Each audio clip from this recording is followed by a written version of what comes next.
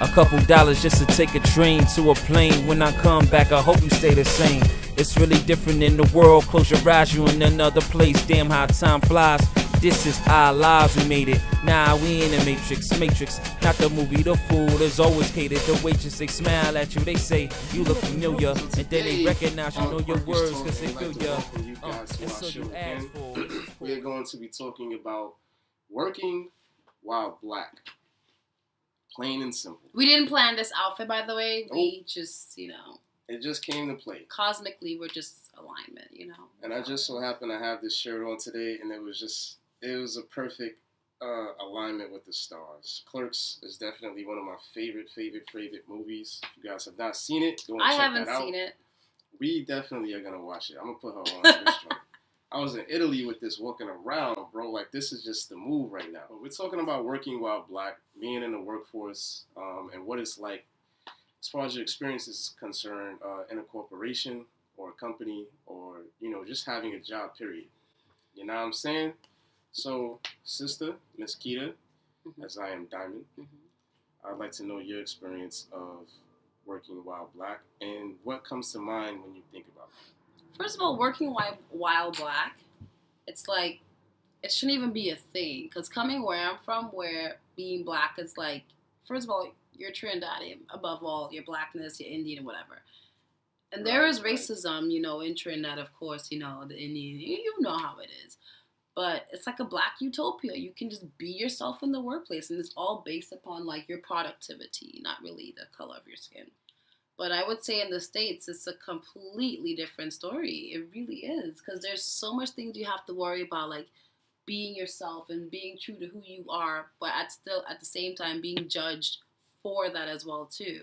And I would say it's like sometimes you have to overcompensate, especially when you're one of the only person of color on a specific team.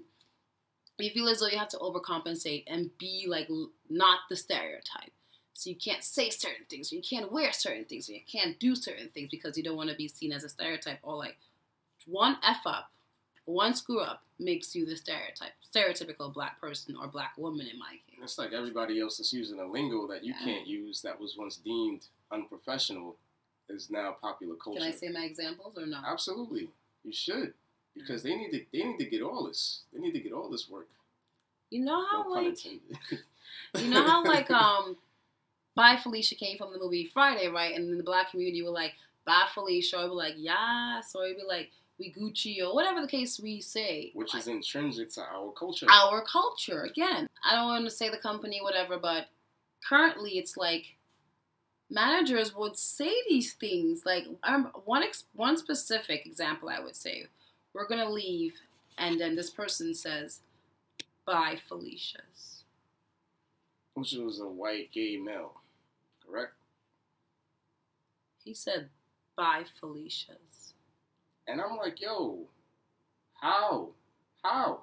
And there's people that are allowing this and saying that this is not really that serious. It's not that serious.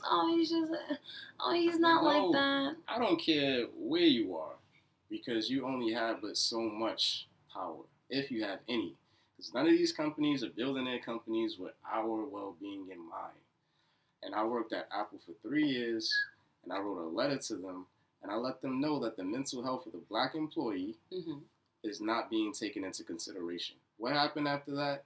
That letter ended up going out to Cupertino, and we ended up getting emails from other employees that I'm happy that were brave enough to write letters depicting their own experiences that were very terrible, including being called different slurs by people that were customers, and not being backed up by the management that was at that store, particularly in Houston, Texas. Shouts out to everybody that was out there. I definitely got your letters, and I appreciate all of your bravery in doing so, but it's just a matter of having that cohesion with the rest of the black people there, which leads me into the next issue, is working with black people that feel as though their job is the end of the world.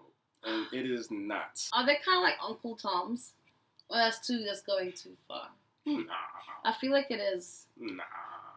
Because you gotta kiss some butt to move up.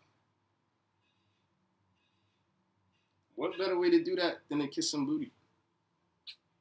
No. So I really have an issue with that, and I think that we have to take a step back and look at America as a whole, outside of Donald Trump, because this was terrible when Barack was in office. It was terrible. It was worse when he was in office. They always say Barack Obama did such and such and such, and he. But if you realize it, in Barack Obama's presidency, there has been a lot more black deaths by police officers. Yeah, and things just have to be really put into context as to who you are working for, and it is not. It's true. If you ain't working for yourself, you. And her and I both have jobs currently, but this is the real job.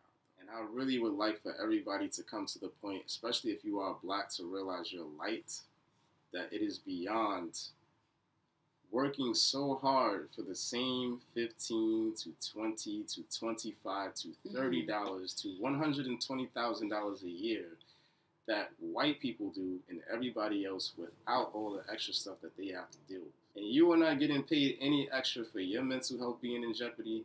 You're not getting paid any extra for you to jump out of your way and out of your neck to protect other people that you work with because you want them to feel better at the workplace. So those are some things that we really were paying attention to and that we were irked by, that we feel need to be put out there, from the politics to the passive aggressiveness to what the microaggression. I gotta say another example as well too. Oh. Yeah, again, I'm not going to say this company again. But I remember one of the black employees came and he told me, I actually wanted the position. I interviewed for the position. The position was the interview went really well. But I heard from the grapevine, another manager told me, like on the sly, that the reason why they didn't give you the position is because they didn't want another person of color. Well, they said black person on the team.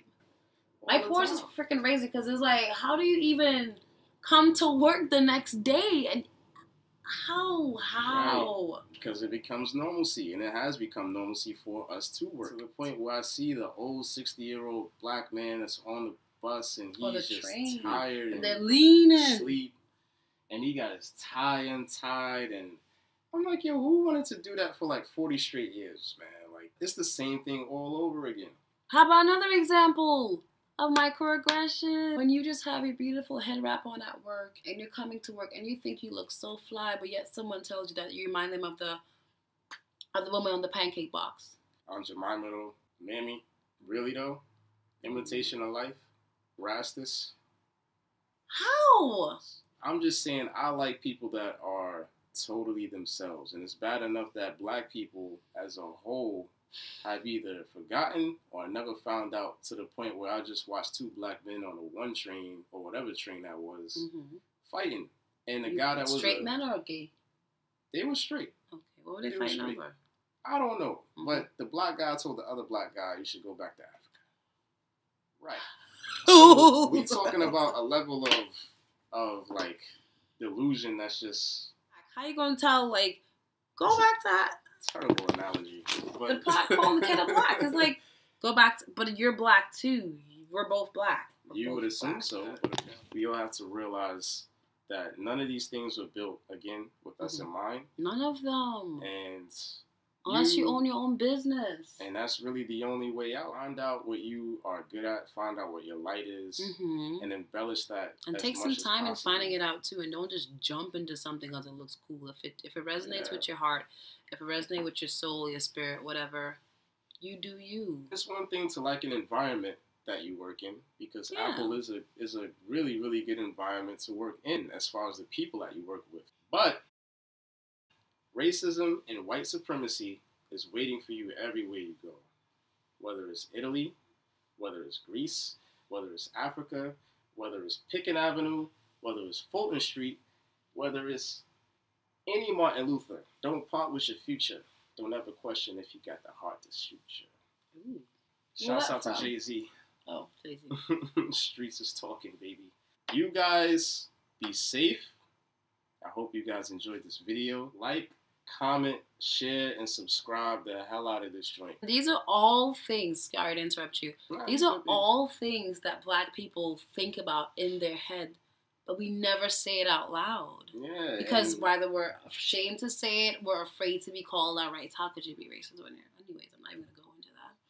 And then, being a sister or being a woman, you also got to deal with sexism. You also got to deal with being hit on. If it's something that you can't stand for, don't sit your ass down. Like, comment, share, subscribe. Follow me at Bro Diamond on Instagram. Follow her at Kita Crew. And let us know what you think in the comment section below. We know you have thoughts. Put them there. Please, and peace. Be safe. I don't know where this thing's going, but I know, yeah, I know that you really want to spend some time right now, baby. Sometime right now. What's Brooklyn to the world? I gotta share this. Brooklyn to the world. I'm not afraid of failure.